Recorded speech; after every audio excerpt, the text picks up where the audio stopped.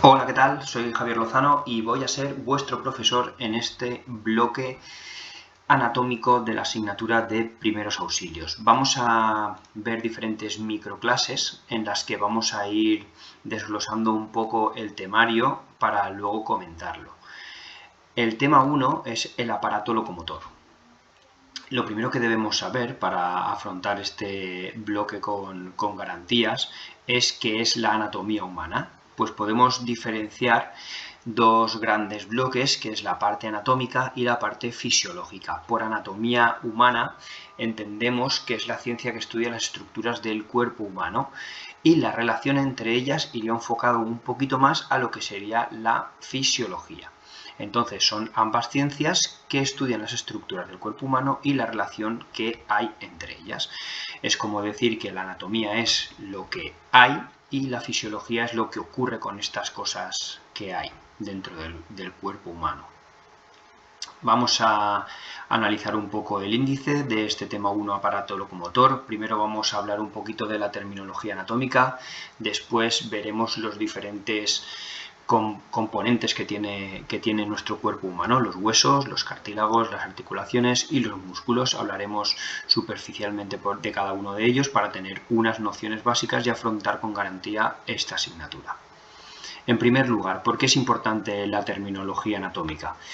Pues realmente esta terminología anatómica es de vital importancia porque nos va a ayudar a todos en el mismo idioma. ¿Qué quiero decir con esto? Cuando digo en el mismo idioma, quiero decir que si todos sabemos que partimos de una posición anatómica básica, esta posición anatómica básica sería como muestra la figura, con los pies juntos, rodillas estiradas y brazos también totalmente extendidos con las palmas de las manos hacia adelante, de forma que sobre esta figura siempre se van a producir diferentes movimientos y hay diferentes ejes y diferentes planos que cortan a nuestra posición anatómica básica. El primer eje sería el eje vertical, que sería el que entra por la cabeza y sale por los pies. Luego encontraríamos el eje antero-posterior, que sería el eje que entra por el ombligo y sale por la zona lumbar. Y luego encontramos el eje transversal, que sería el que nos atraviesa desde derecha a izquierda, a modo de unos muñequitos de futbolín, por ejemplo, para que lo veamos claro.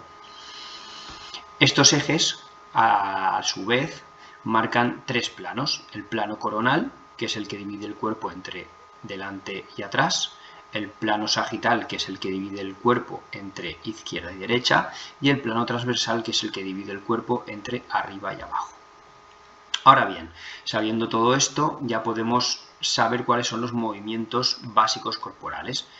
Entendemos por flexión del brazo la flexión de codo hacia arriba, como podemos ver aquí. Extensión sería lo contrario, de forma que partiendo de esa posición anatómica básica podemos ya ver cómo se realiza esa extensión y esa flexión. Del mismo modo estaríamos hablando de flexión o extensión de rodilla. Luego encontramos circunducción, como podemos ver, o rotación en el caso de la cintura.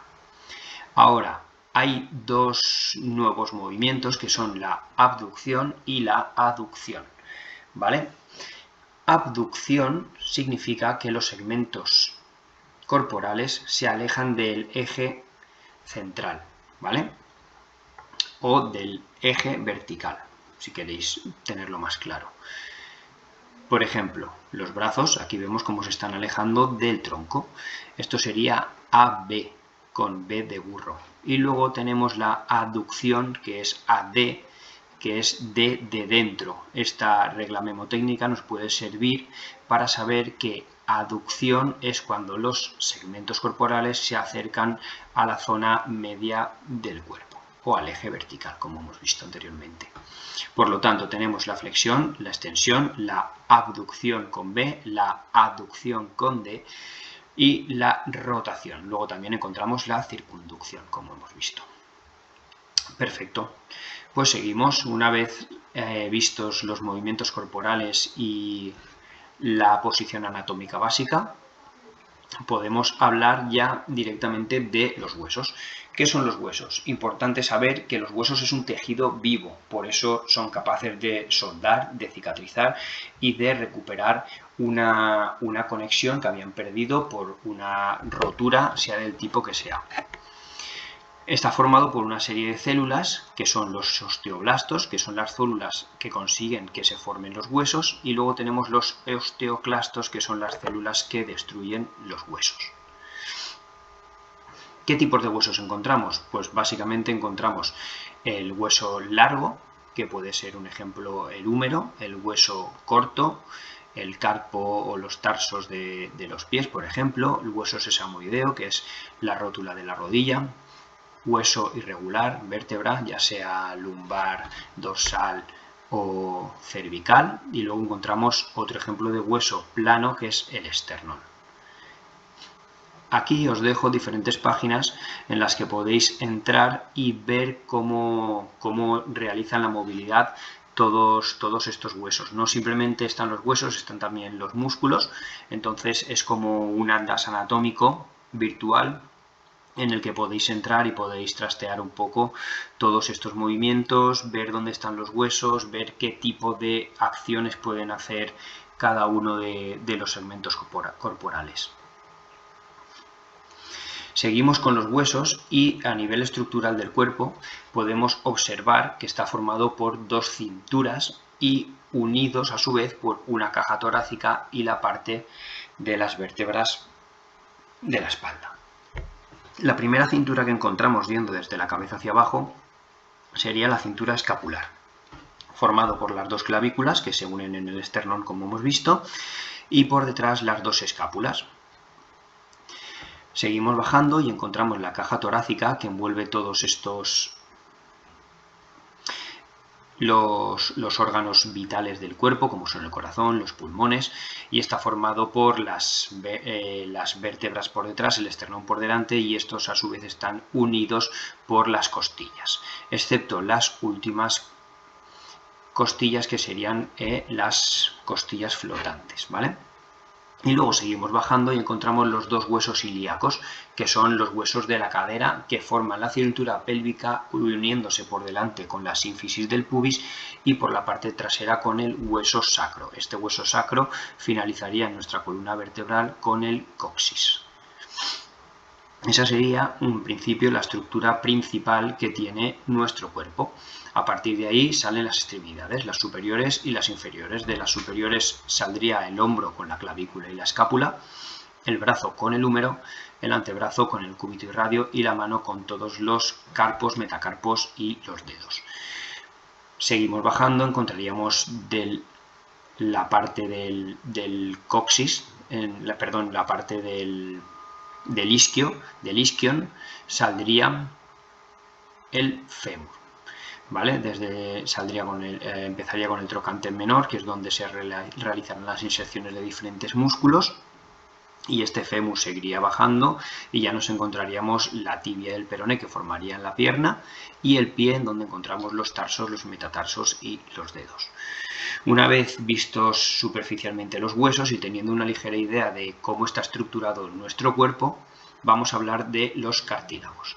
Los cartílagos son el tejido humano que menor mineralización tiene. Se usa como tejido conectivo y los vasos sanguíneos son escasos en estas zonas. Por lo tanto, cura muy lento. Una rotura de cartílago tarda mucho en sanar, requiere mucho reposo e incluso hay algunas veces que no llega a realizar una soldadura óptima, de forma que esa lesión puede recaer. Un ejemplo claro, por ejemplo, sería cuando se está formando el quinto meta del pie. Es una zona un poquito cartilaginosa, de forma que hay veces que hasta que se consigue la edad adulta, incluso cuando la edad adulta ya ha soldado ese hueso bien, se generan muchas lesiones precisamente por eso, porque está en modo de cartílago esa unión del quinto meta con el resto de los metas. encontramos tres tipos de cartílagos. El cartílago hialino, que es el que más predomina, tiene anillos de soporte de las vías, está en los anillos de soporte de las vías respiratorias y en la metáfisis de los huesos, que es por donde empieza a crecer el hueso. A partir de ahí es donde va creciendo, entonces en esa zona más medial, podríamos decir, aunque realmente no es medial como tal, es de donde va creciendo el hueso. Por eso mismo a los niños desde pequeñitos no se les tiene que meter mucha carga, porque esa metáfisis de los huesos en edades tempranas es de cartílago hialino. Lo que suele pasar es que ese hueso puede arquearse y solidificar con ese arco, de forma que para la edad adulta vas a tener siempre el arco, como pasa muchas veces, por ejemplo, en la tibia, ¿no? Cartílago elástico es otro de los cartílagos que encontremos en el cuerpo. Es resistente, es flexible, forma parte de la laringe y en las orejas. Y el fibrocartílago, que es el que menos abunda, pero es uno de los más importantes. Es fuerte y duradero y se encuentra en la sínfisis del pubis, en los meniscos y en los discos intervertebrales. Esa sínfisis del pubis se encuentra, vamos a verlo aquí, esta es la parte sacra, la parte de atrás del pubis, y aquí por delante, que no se aprecia, eso es la sínfisis del pubis. Ahora lo veremos en otra imagen. Entonces, ¿por qué es importante ese fibrocartílago en la sínfisis del pubis? Porque ese cartílago va a hacer de amortiguación entre los impactos que vienen desde un segmento de la pierna, como podemos ver aquí, sería esta parte, la sínfisis del pubis, desde un segmento de la pierna con la otra. ¿Qué suele pasar aquí? Que se provocan unas pubalgias. Esas pubalgias en muchas ocasiones vienen producidas porque la musculatura de la pierna dominante suele ser mayor que la de la pierna no dominante. Por eso es tan importante el trabajo de prevención y compensación muscular. ¿Qué pasa? Que cuando estira más una zona más musculada que otra, pues se produce una descompensación en esa sínfisis del pubis, de forma que ese cartílago se inflama un poquito y produce esa molestia, ¿no? O pubalgia, como podíamos comentar antes. Muy bien, pues una vez vistos un poquito y hablado de los cartílagos, vamos a hablar de lo que son las articulaciones. Llamamos articulación al lugar donde se ponen en contacto los huesos entre sí. Para dar estabilidad a esta unión, la articulación va a estar formada además por ligamentos, por cápsulas sinoviales y demás. Tres tipos básicos de articulación: la fibrosa o sin artrosis. Sin artrosis quiere decir que no tiene movimiento, como puede ser un ejemplo estas articulaciones craneales. Articulación cartilaginosa o anfiartrosis quiere decir que tiene un movimiento muy limitado, como pueden ser los discos intervertebrales. Aquí encontraremos este fibrocartílago, acordaros, y esto es un ejemplo de la sínfisis del pubis, ¿vale? Y luego encontramos la articulación sinovial o diartrosis, que tiene un movimiento libre. Bien, la inserción de la cabeza del fémur en el acetábulo, por ejemplo. Muy bien, ya hemos visto también los tres tipos de articulaciones básicos. Vamos a hablar ahora un poco de los músculos. ¿Qué son los músculos? Son órganos blandos encargados del movimiento corporal. Una fibra muscular o célula muscular muestra irritabilidad cuando responde a un impulso nervioso, ya sea voluntario o involuntario, y se contrae o se acorta produciendo el movimiento. ¿Qué queremos decir con esto? Que los músculos por sí solos, si no tienen ese impulso nervioso, pues no van a producir ninguna contracción ni ninguna relajación. Esta contracción podemos saber que puede ser una contracción con un acorte muscular, o con una elongación muscular, o con un mantenimiento de la acción muscular, ¿vale? Ahí es donde estaríamos hablando de la contracción concéntrica, isométrica o excéntrica, que hablaremos más para adelante. Por lo tanto, encontramos estos tres tipos de músculos. Nosotros el que más conocemos es este músculo estriado o esquelético, ¿no? Que es el que encontramos, es el bíceps, es el tríceps, es el cuádriceps, es el gemelo, es el isquio, todo esto que nosotros vemos aparentemente. Luego encontramos el tejido cardíaco y el tejido muscular liso o visceral. ¿Qué diferencia hay entre el músculo cardíaco y el tejido muscular liso? Porque vemos que los dos son involuntarios, ¿vale? Lo que pasa es que el tejido muscular liso, a pesar de ser involuntario, sí que le da el impulso nervioso este sistema nervioso central. Por supuesto, al tejido muscular también. Sin embargo, el músculo cardíaco tiene potencial de acción por sí mismo. ¿Qué quiere decir? Que no depende del sistema nervioso central para producir ese impulso nervioso. Quiere decir que por él mismo produce ese potencial de acción, ese impulso, para poder contraerse sin necesidad del SNC. Perfecto. Vamos a analizar un poco la estructura del músculo esquelético. Esto sería una cabeza de un músculo donde encontramos un haz de fibras. Este haz de fibras a su vez se subdivide en una fibra muscular que a su vez se subdivide en miofibrillas. Vamos a verlo aquí más claro. En el examen microscópico, la célula muscular aparece constituida por pequeños elementos denominados fibrillas musculares o miofibrillas, las cuales se disponen en paralelo y confieren al músculo su aspecto estriado. Las miofibrillas, a su vez, están formadas por miofilamentos, que son moléculas de proteína, la actina y la miosina, que son las más importantes. Estas dos proteínas son las que son encargadas de esta contracción muscular. Vamos a verlo aquí. El músculo esquelético, como hemos dicho, por sí solo no puede generar ese potencial de acción. Entonces necesita un órgano efector, que en este caso es el sistema nervioso. Una neurona se inerva en la fibra muscular formando la placa motora. Aquí podemos ver cómo esta neurona motora se inerva en la placa muscular, se inerva en la fibra muscular y añade potencial de acción a esa miofibrilla. Esto que estamos viendo aquí correspondería a esto, sarcómero. Fijaros, estamos hablando, como hemos dicho aquí, un examen microscópico de esta musculatura que compone nuestro cuerpo. Entonces podemos observar como el sarcómero, esas son las dos líneas, las dos líneas o túbulos T, ¿vale? Esas dos líneas rojas, donde podemos ver cómo llega el potencial de acción formando esa placa motora, y estas líneas representan, las líneas rojitas o rosas y azules, representan la proteína de actina y miosina.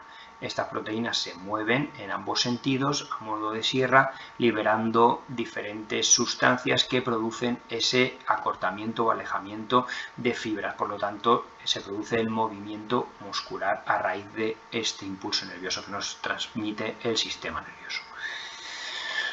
Ahora bien, no todas las fibras musculares son iguales. En nuestro cuerpo encontramos dos tipos de fibra, de contracción lenta y de contracción rápida, ¿vale? Estas de contracción rápida a su vez pueden dividirse en tipo 2A o tipo 2B, pero de momento con que sepamos que encontramos tipo de fibras 1 o de contracción lenta y tipo de fibras 2 de contracción rápida, sobra.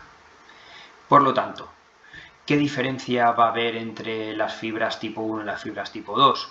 Pues el ejercicio que realizamos, es decir, la actividad física a la que sometemos esas fibras. ¿Qué es importante referente a esto? Pues que nadie tiene un tipo de fibras siempre, ni el otro tipo siempre. ¿Cómo se modifica este tipo de fibras? Pues en función de nuestro entrenamiento. Son totalmente maleables y entrenables. ¿Qué tipo de atletas tendrán tipo fibras 1? Pues por ejemplo los maratonianos, los ciclistas. ¿Qué tipo de atletas tendrán fibras tipo 2? Pues los velocistas, los levantadores de pesa o halterofilia. ¿Qué encontraremos en fútbol y en fútbol sala? Pues principalmente en fútbol sala predominarán quizás un poquito más las fibras tipo 2, y en fútbol va a depender sobre todo de la posición a la que estemos sometidos. Por lo tanto, aquí a nivel muscular vemos que ya es importante orientar ese entrenamiento o individualizarlo o por lo menos agruparlo en función de posiciones. Muy bien, una vez hablado de los músculos y de su descomposición microscópica, vamos a ver qué funciones tienen. Pues tienen la función del movimiento, la función de producir calor y la función de mantener la postura erguida. Aquí tenéis una serie de diapositivas en las que podéis ir descomponiendo las partes musculares del cuerpo. Aquí tenéis el cuello por delante, cuello por detrás, la zona abdominal, con el transverso, con el oblicuo, con el recto anterior, otras series de musculaturas en diferentes capas. Todo esto lo vais a ver mucho mejor en el atlas interactivo que os he adjuntado, ¿vale? Pero de todas formas aquí tenéis todas estas diapositivas donde podéis estudiar cada uno de los segmentos corporales que hemos visto con mayor detenimiento. Pues bueno, aquí finaliza el tema 1, el aparato locomotor. Así que ha sido un placer. Hasta la próxima. Un saludo.